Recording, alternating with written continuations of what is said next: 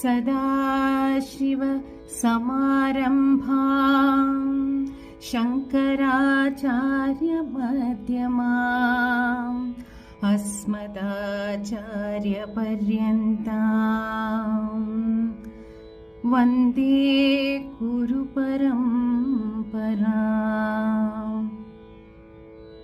सदाशिवसमारम्भाम् शङ्कराचार्यमध्यमाम् अस्मदाचार्यपर्यन्ताम् वन्दे गुरुपरम्पराम् वन्दे गुरुपरम्पराम् वन्दे गुरुपरम्पराम्।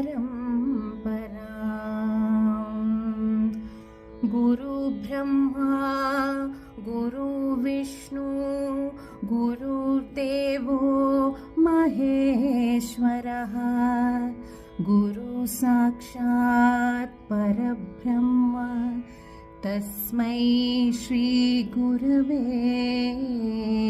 नमः तस्मै श्रीगुरवे नमः तस्मै श्रीगुरवे नमः। Guru Purnima wishes to all of you. Let us strive to be the best student for our gurus and let us be the best teachers for our students. Have a wonderful, blessed Guru Purnima.